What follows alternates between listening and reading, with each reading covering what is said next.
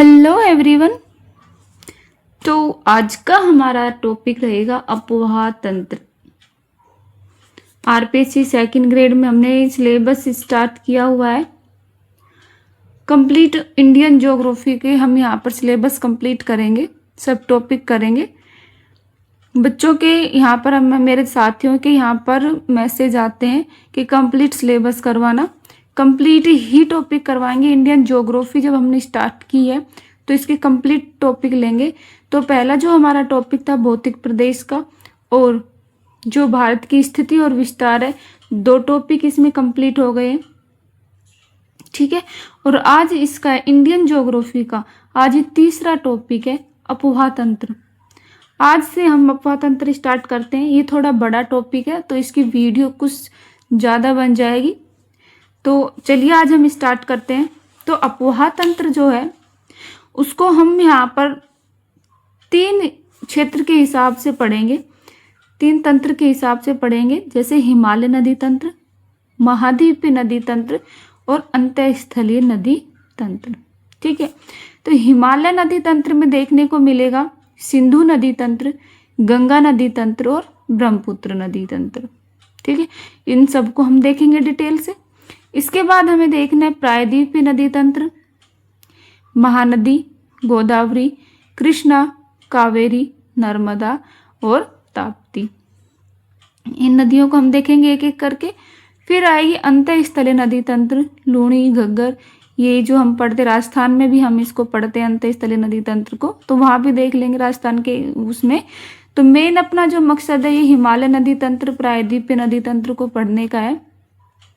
अच्छा, देखिए अभी हमने जो भौतिक प्रदेश का जो टॉपिक कंप्लीट किया है उसमें हमने ये वहाँ पर भी हमने ये सिंधु नदी तंत्र को वहाँ भी देखा था, थोड़ा बहुत वहाँ पर कुछ देखा था, पूरी डिटेल से नहीं देखा था। यहाँ हम इसको डिटेल से देखेंगे।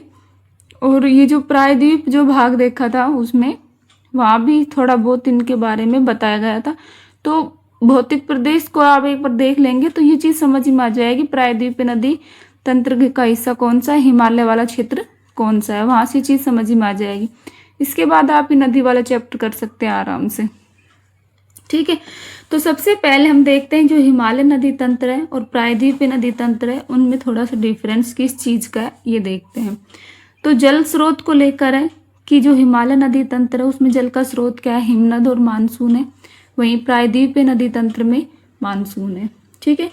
आयतन की बात करें तो हिमालय नदी तंत्र का जो आयतन है वो प्रायद्वीपीय नदी तंत्र से अधिक देखने को मिलता है।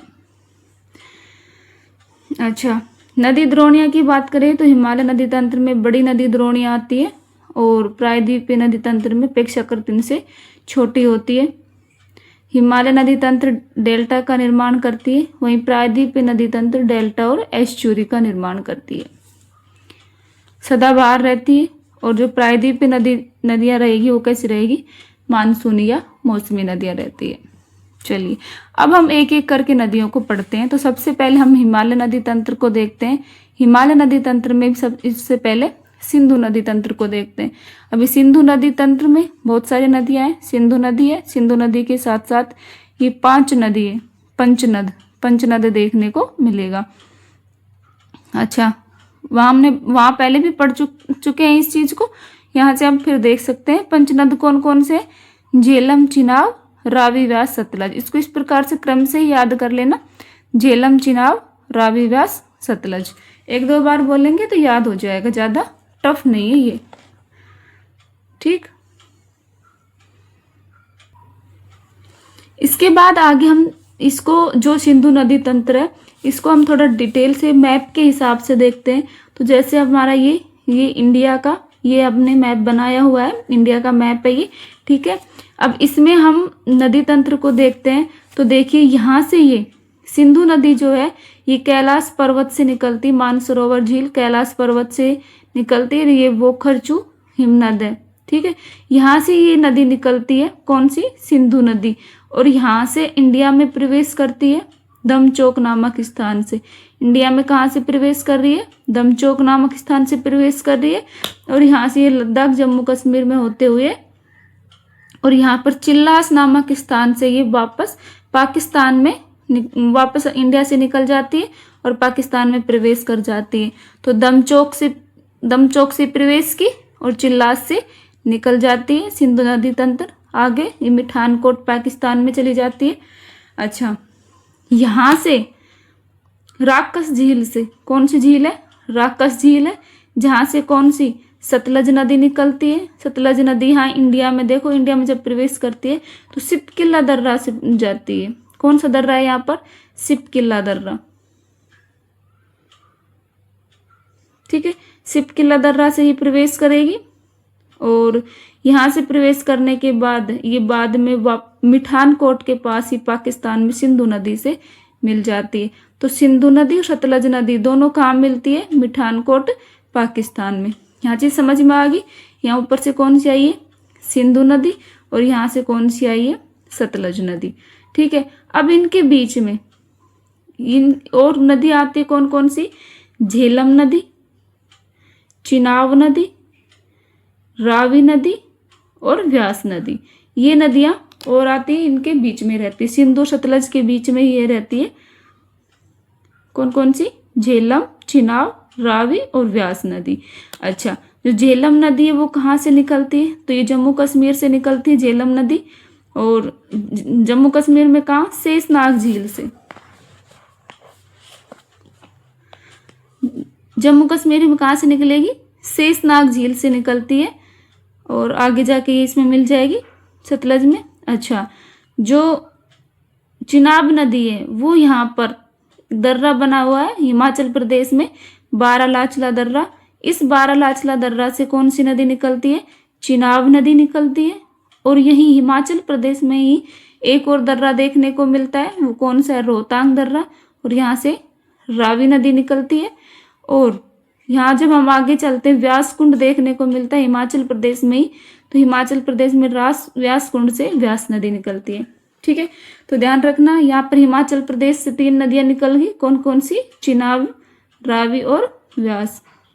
ठीक है, और जो झेलम नदी है वो शेषनाग झील से निकल रही जम्मू कश्मीर में, जम्मू कश्मीर से। ठीक है, इसको अभी हम थोड़ा डिटेल से और देख लेंगे। अभी इस मैथ के हिसाब से आप याद करने की कोशिश करें। तो देखिए, यहाँ पर सबसे पहले हमने सिंधु नदी देखी, दमचौक से प्रवेश करती है और चिल्लास से बाहर निकल जाती है और मिठानकोट में पाकिस्तान चली जाती है। वही सतलज नदी राकस झील से निकलती है, यहाँ पर सिपकिल्ला दर्रा देखने को मिलेगा, इसमें से प्रवेश करेगी और आगे मिठानकोट में सिंधु नदी से मिल जाती है। इसके अलावा जम्मू कश्मीर से झेलम नदी निकलती है, बारालाचला दर्रा से यहाँ से चिनाब नदी निकलती है, रोहतांग दर्रा से रावी नदी और व्यास कुंड से व्यास नदी निकल के इसमें मिल जाती है। ठीक है, तो ये सब चीज हमने भौतिक प्रदेश में अच्छे से देख ली थी। एक बार आप यहाँ भी इसको समझने की कोशिश करें। अच्छा, ठीक, ये सब चीज क्लियर हो गई। अभी हम इसको थोड़ा डिटेल से और देख लेते हैं। यहाँ पर अब देखिए, सबसे पहले हमने देखा सिंधु नदी मानसरोवर झील से निकल रही है। और मानसरोवर झील कहाँ पर है? तिब्बत में। और तिब्बत में इसको शेरमुख कहा जाता है। क्या कहा जाता है? शेरमुख कहा जाता है सिंधु नदी को। लंबाई की बात करें, इसका पक्षेत्र की बात करें तो 2880 है, लेकिन यदि केवल इंडिया की बात करें तो 1114 है। ठीक है, वहीं झेलम नदी की बात करते हैं। झेलम नदी शेषनाग झील से निकलती है और ये है कहाँ पर? जम्मू कश्मीर में। चिनाब नदी बारालाचला दर्रा से निकलती है और कहाँ पर? हिमाचल प्रदेश में। रावी नदी रोहतांग दर्रा से हिमाचल प्रदेश में। व्यास नदी व्यास कुंड से हिमाचल प्रदेश में। और सतलज नदी राकस झील से निकलती है तिब्बत में। राकस झील कहाँ पर है? तिब्बत में।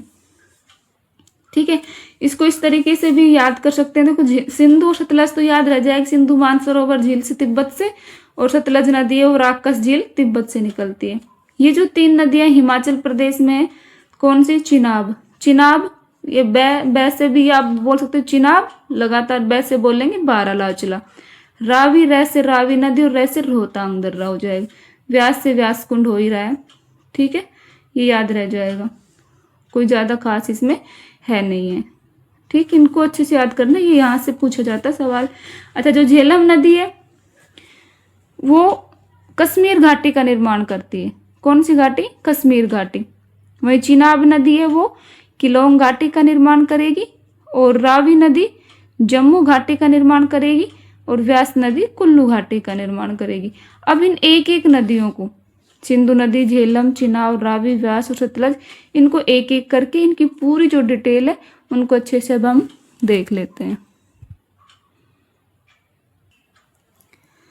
तो सबसे पहले हम सिंधु नदी से स्टार्ट करते हैं। सिंधु नदी हमने क्या बताया कि ये मानसरोवर झील से निकलती है, तिब्बत में मानसरोवर झील से निकलती है, दमचौक नामक स्थान से इंडिया में प्रवेश करती है। और यहाँ पर देखिए, हमने भौतिक प्रदेश में पढ़ा था कि यहाँ पर 3 श्रेणियां मिलती है, कराकोरम, लद्दाख और जास्कर।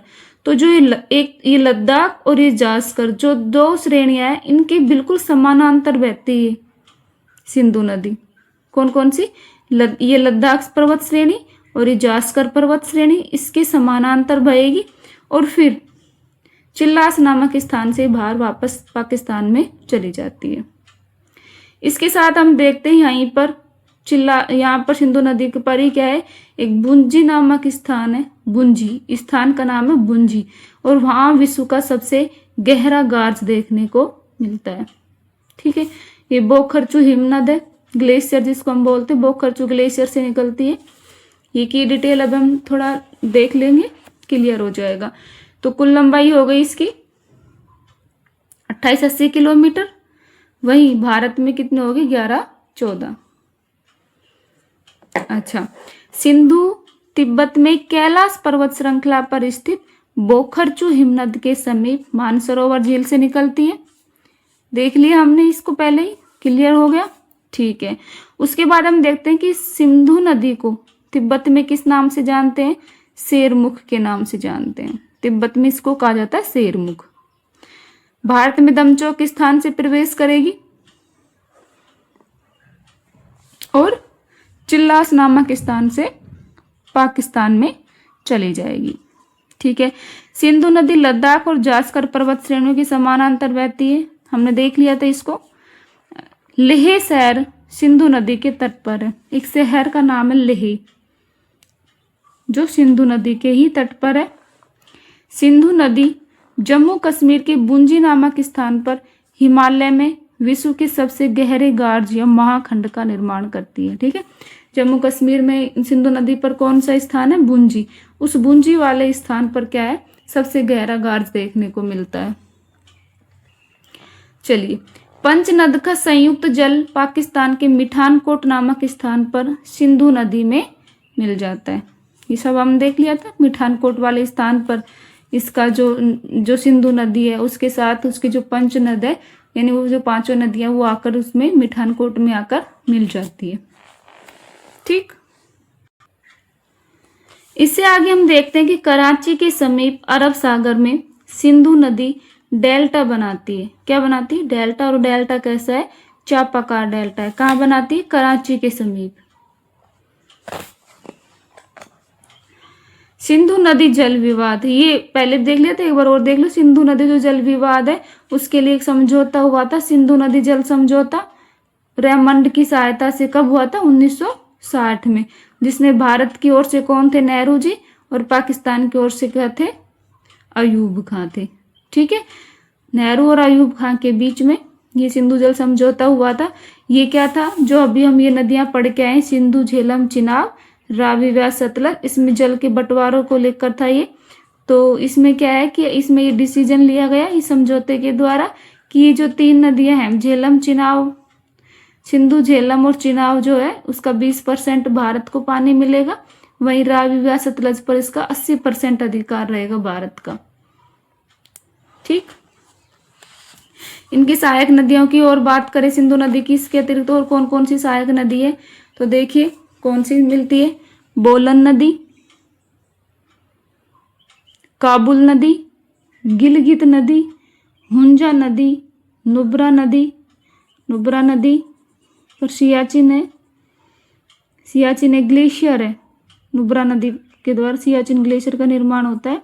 शोक नदी और गलवान नदी, और इस साइड कौन सी है? द्रास नदी। तो ये सभी सिंधु नदी की सहायक नदियां हैं। एक बार फिर देख ले, अच्छे से याद हो जाएगा। बोलन, काबुल नदी, गिलगित नदी, हुंजा नदी, नुब्रा नदी, शोक नदी और गलवान नदी। सिंधु नदी के बाद हम देखते हैं अगली नदी आती है झेलम नदी। 720 किलोमीटर हो जाएगा। झेलम नदी जम्मू कश्मीर में शेषनाग झील से निकलती। आपने यदि उस मैप को देख लिया होगा अच्छे से तो ये चीज रटने की बात नहीं रहेगी, अपने आप वैसे याद रह जाएगी। तो शेषनाग झील से कौन सी नदी निकलती है? झेलम नदी निकलती है और कश्मीर घाटी का निर्माण करती है। कौन सी घाटी है? कश्मीर घाटी का निर्माण करती है। और जो वूलर झील आती है, इंडिया की सबसे बड़ी मीठे पानी की झील है वूलर झील, जो इस झेलम नदी को बनाती है। और ये वूलर जो झील क्या है? गोखुर झील का उदाहरण है। झेलम नदी अनंतनाग से बारामूला तक, कहाँ से? अनंतनाग से बारामूला तक कैसी नदी है? नौकागम्य नदी है। और ये भारत पाक की सीमा पर बहती है। भारत पाकिस्तान सीमा पर कौन सी नदी बहती है? झेलम नदी। इसकी सहायक नदी है, झेलम नदी की भी एक सहायक नदी है। कौन सी है? किशनगंगा नदी। और इसको हमने वहां पहले पढ़ के आए थे कि किशनगंगा जो नदी है उस पर किशनगंगा परियोजना चल रही है। ठीक है। और इसके अलावा हम देखते हैं कि कुछ परियोजनाएं आती है, इनसे सवाल आते हैं कि किससे संबंधित है। तो उरी परियोजना और तुलबुल परियोजना का संबंध किससे? झेलम नदी से। तो ये कहाँ पर है? झेलम नदी पर जम्मू कश्मीर में स्थित है उरी परियोजना और तुलबुल परियोजना। उरी और तुलबुल।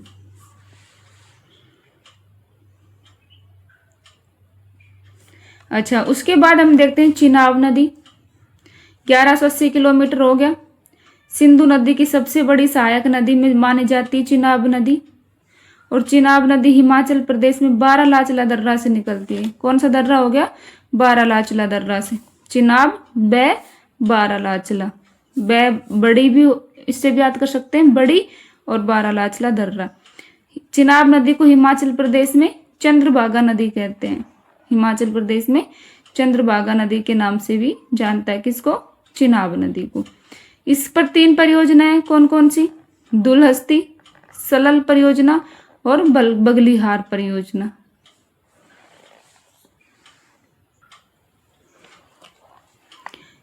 उसके बाद आती रावी नदी, जिसको हमने पुरुषणी नदी कहा। रावी नदी हिमाचल प्रदेश में रोहतांग दर्रे से निकलती। रावी नदी, रोहतांग दर्रा। रोहतांग दर्रा कहाँ पर? हिमाचल प्रदेश में। हमने जब भौतिक प्रदेश पढ़ा था उसमें मैंने उसको कहा था कि दर्रा जो है टॉपिक इम्पोर्टेंट माना जाता है, उनको अच्छे से याद करना है आपको। तो रोहतांग दर्रा वहां हमने पढ़ लिया था कि ये मनाली को लेह से जोड़कर अटल सुरंग इस दर्रे से निकलती है। अच्छा, रावी नदी कौन सी घाटी का निर्माण करेगी? जम्मू घाटी का। और जम्मू तथा लाहौर शहर रावी नदी के तट पर है। और 26 जनवरी 1930 को पूर्ण स्वराज्य इसको प्राप्त हो गया था। अच्छा, यहाँ से जो संबंधित जो परियोजना है वो कौन सी है? चामेरा परियोजना रावी नदी पर है। 3 बांध, महाराजा रणजीत सिंह बांध रावी नदी पर पंजाब तथा जम्मू कश्मीर की सीमा पर है। कौन सा? 3 बांध और महाराजा रणजीत सिंह बांध। उसके बाद आती है व्यास नदी या विपाशा नदी। व्यास नदी हिमाचल प्रदेश में व्यास कुंड कुल्लू जिला नामक स्थान से निकलती है और कुल्लू घाटी का ये निर्माण करती है। धौलाधर पर्वत श्रेणी में आती है कुल्लू घाटी। ठीक।